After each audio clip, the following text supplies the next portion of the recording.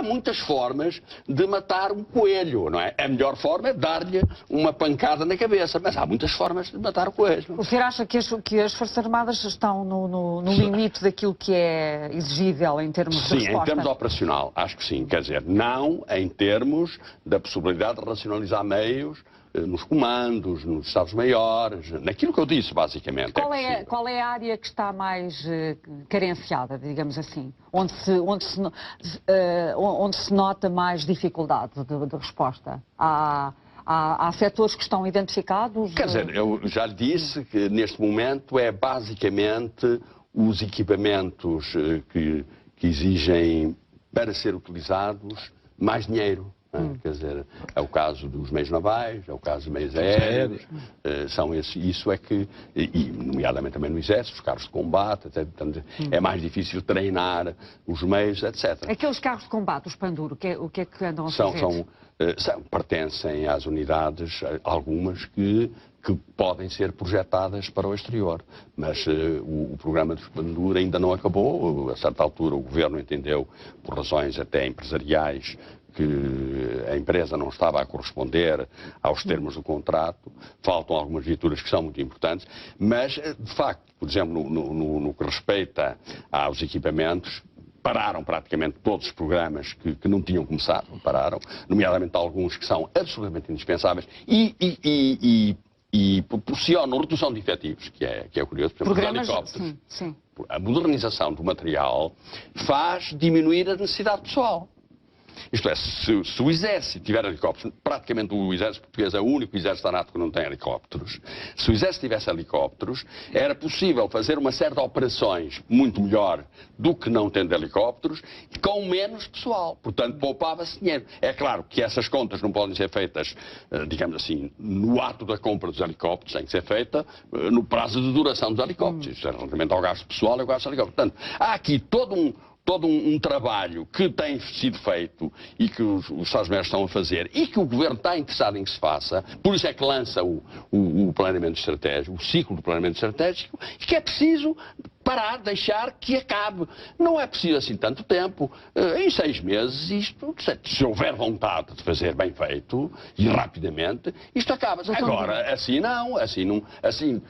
E porque depois há um outro problema, é que lança-se o planeamento estratégico. Ao mesmo tempo, o Governo, através do Ministro, e bem, avança com algumas diretivas de planeamento concorrente para os Estados-Maiores se irem preparando naquilo que não tem a ver diretamente com o produto operacional, na parte de racionalização. Isso está mais ou menos no meio e vem mais diretivas, mais planos de trabalho. Quer dizer, as indicações atropelam-se uma em cima das outras. Atropelam-se uma em cima das outras. E isso não dá bom resultado. Isso leva sempre a soluções erradas. Tudo isto está a ser atropelado. Isto não tem a ver com as Forças Armadas. Este exemplo dos 4 mil milhões, isto é um atropelo completamente descontrolado. Ainda ninguém explicou. A primeira coisa para se falar dos 4 mil milhões era o Governo explicar porquê. Não havia nem Primeiro-Ministro, nem Ministro das Finanças, nem ninguém explicar porquê. E depois que critérios. Não sei se as Forças Armadas estão incluídas no estudo do FMI. Estão. O que é que eles querem? No conjunto, para já, esse estudo está muito mal feito, não é? Nomeadamente na área militar, porque na área militar eles juntaram denominaram uma área da segurança e juntaram a parte militar com a parte das forças de segurança. E aquilo que eles dizem não sabe bem se são a referir às forças de segurança ou à parte militar. Não, esta questão dos 4 mil milhões é um exemplo paradigmático do descontrole completo. Portanto, os senhores não têm que esperar nem mais nem melhor. Sabe que há um problema grave que as pessoas não se apercebem. Quando não há dinheiro, quem toma conta das coisas é o Ministro das Finanças. Pois é. Pronto, e se o Ministro das Finanças 4 mil milhões, não sabe, mas mesmo não sabe onde é que foi buscar. O General Loureiro dos Santos tem feito várias referências nestes últimos minutos ao facto do Ministro das Finanças querer resultados, não dou conselhos ao Sr. General nem aos militares, como está bem de ver, mas eu acho que não devem ter tanta pretensão de rigor e de bom senso e de equilíbrio. Não, mas sabe, a nossa pretensão de rigor, o Sr. sabe isso muito bem e percebe isso muito bem. depende é que os militares tratam com a vida e com a morte. Sim. É que esse é que é o problema. É que os militares não tratam com coisas que depois não têm resultados, que não podem ter resultados desses. Isso é o diabo, não é? Mas, ó, Sr. General, as pessoas que levaram o país à falência não iam tratar da vida e da morte. Não foi? Por causa da falência do país, há muita gente, essas meias que atiram as filhos pela janela fora, porventura tem alguma lição. Sim, senhor, quer dizer, aqui em Portugal... Está-se a repercutir nisso, em problemas desse género. Gravíssimas, dramas familiares e humanos absolutamente confrangedores. Portanto, aqui em Portugal as pessoas tratam da vida ou da morte com maior desleixo e a maior leviandade. Portanto, é por isso que eu digo, a Judite não percebeu ainda a importância da pedagogia. É por daqui a 10 anos, daqui a 15, com os dinheiros emprestados e os juros perdoados e não sei o quê. Não percebi o quê, doutor Medina? Essa que eu digo, há 10 anos é que nós devíamos discutir isto. E você não encontrou um destes protestantes políticos que andam aí no meio da rua. Não, nenhum há 10 anos falava isso. Nenhum. E era na altura que se devia ter advertido. Está bem, mas todos nós percebemos a importância da pedagogia. Não, é que daqui a 10 anos... Mas cada qual tem as suas responsabilidades. É com os perdões de juros e umas coisinhas, isto tira a borda debaixo da água, passa a expressão. E depois... Se vão-se fazer novamente os mesmos erros. Exatamente. E porquê que eu entendo que a gestão política danosa devia ser incriminada? Não é para ver ninguém na cadeia nem nada, que coitadas das pessoas, sei lá, nem para ir vadiar e a apanhar bom sol. O problema não é isso, é registar-se. E estas coisas não podem passar sem um registro. Doutor Medina, nós temos que aproveitar os nossos últimos minutos para falarmos da situação dos antigos combatentes. Exatamente. De resto, desde que este programa foi anunciado, Sr. General, recebemos vários mails de antigos combatentes, dando conta da situação muito difícil em que se encontram. O senhor quer nos dizer o que é que se passa? Bem, aquilo que lhe posso dizer sobre isso é o seguinte. Os deficientes das Forças Armadas, os antigos combatentes em geral, são a representação viva do que é a condição militar. Isto é o resultado dos efeitos da condição militar. Está disposto a sacrificar a vida, enfim, a privar-se de todas as liberdades, etc. E, de facto, nós temos muita gente, e agora, já com uma certa idade, em que os problemas se multiplicam. Não só os amputados, os que têm problemas de vista, de ouvidos, etc., que sozinhos não são autónomos, portanto não podem viver.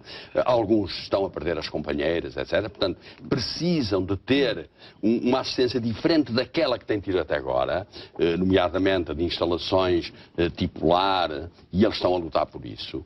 E eles estão com esperança que o Governo, enfim, perceba essa situação. Por outro lado, cada vez surgem mais problemas do stress pós-traumático de guerra, que é uma coisa terrível.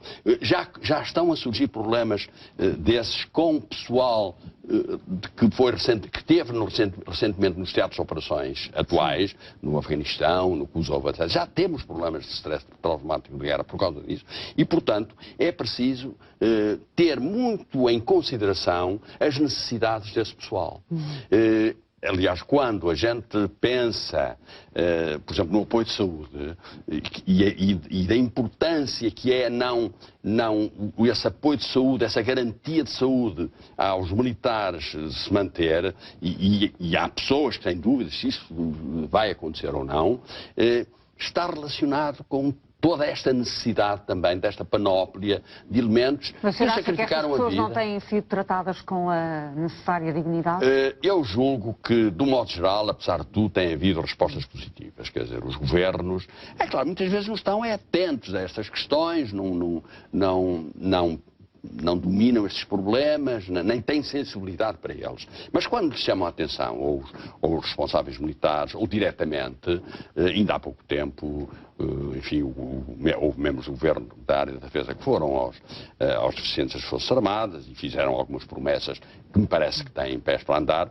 Portanto, é uma área muito importante, porque é uma área que digamos assim, é como se todos nós, todos os militares, desde o recruta, o cadete, o alferes, até ao general e ao militar formado, se veem ao espelho. Claro. Quer dizer, os militares, quando há um problema qualquer com os reformados ou com os deficientes, etc., não são só esses que sentem o problema. E isso repercute em toda a cadeia até aos soldados. Estas pessoas têm reformas...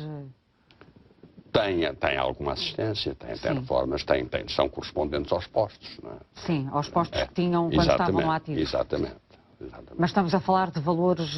Reduzidos, muito reduzidos. Quer dizer, o maior apoio, o apoio mais significativo, é de facto a assistência, é o direito à saúde que eles têm, a determinado tipo de tratamentos que têm, e esse é que é o apoio mais significativo.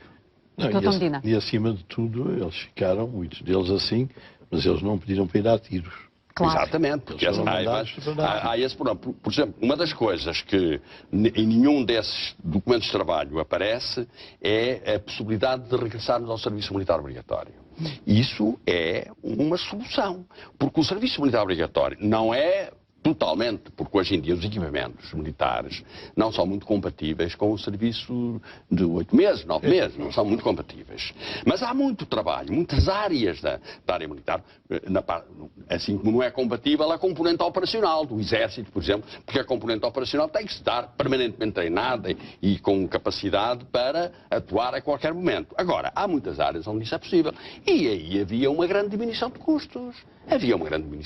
Quer dizer, se nós conseguíssemos, dos cerca de 20 mil efetivos que não são de quadro permanente, que aí um quarto ou um quinto deles fossem do serviço militar obrigatório, havia aí uma grande redução de custos. Por outro lado, tinha a vantagem de fazer com que os jovens, rapazes, homens e mulheres, entrassem em contacto com um tipo de vida de rigor, em que chamava-lhe a atenção para determinado tipo de comportamentos, a necessidade de disciplina, a necessidade do exercício de autoridade, que hoje em dia os jovens não têm. Doutor Medina defende o serviço militar obrigatório? Sim, fazia muito bem a essa gente. Exatamente, é uma coisa que não se compreende. Eu só via benefícios nisso. Não sei se financeiramente não é um problema para o Estado. Agora, para os próprios, muita gente se fez no serviço militar obrigatório. Mas financeiramente, enfim, reduz os custos, se for encarado desta maneira. Pois, mas isso foram as jotas e essa gente que andava para aí que conseguiu pressionar o poder político para acabar com o serviço militar obrigatório. Acho que faria muito bem a muitos deles e às famílias. Exatamente. Teriam menos problemas dentro das famílias do que tem agora com essa rapaziada que anda a variar. Sr. General, como é que o senhor está a ver esta questão da Grécia? A questão militar? A questão militar, exatamente, face à importância da sua posição geográfica, não é? Eu acho que a questão da Grécia deve ser vista de dois pontos de vista. É o seu potencial militar aparentemente desequilibrado em relação à média dos outros países da NATO e da União Europeia. Esse ponto de vista, a meu ver, mostra-nos a posição estratégica específica da Grécia, relativamente próximo do Médio Oriente e com problemas, digamos assim, de rivalidade tradicional com a Turquia. Claro. Enfim, portanto, tradicionalmente, a Grécia teve sempre forças armadas bastante avantajadas. Esse é o primeiro problema. Mas o outro ponto que também convém chamar a atenção é que a Grécia tem tido muito cuidado no que respeita, digamos assim, junto das Forças Armadas, fazer reduções que não sejam explicáveis em termos racionais. Tem tido esse cuidado. Assim como tem tido, por exemplo, a Espanha. Aparentemente, aquilo que está a passar neste momento não tem racionalidade. Para as Forças Armadas não tem racionalidade. A minha explicação, eu procuro sempre encontrar um fio de racionalidade nas coisas que aparecem. Eu julgo, por aquilo que conheço do Governo e do próprio Ministro da Defesa, que é uma forma de ele reforçar as suas posições e, enfim, se for assim, nós devemos estar com ele e apoiá-lo na sua posição face, digamos, a exigências de natureza financeira que eventualmente, e ele é o responsável apenas por Ministro da Defesa, embora tenha que ter uma responsabilidade geral, mas é responsável Mas as Forças principal. Armadas, portanto, confiam no Ministro da Defesa, no atual Ministro da As Defesa? Forças Armadas confiam em qualquer Ministro da Defesa. Confiar, confiam, mas nem sempre as relações foram... Bem, mas isso, as relações são boas. secundárias. As relações são secundárias. Nisto, o que interessa é a autoridade do Estado. O Sr. General não está a reconhecer a crueza da Judite face às Forças Armadas. Não, é como aparecem para aí sujeitos a falar aqui e ali, e fazem marchas pela rua e tal. A Judite não está habituada a andar a desconfiar um pouco do negócio. Não, mas você sabe que eu prefiro... saber como é que os diferentes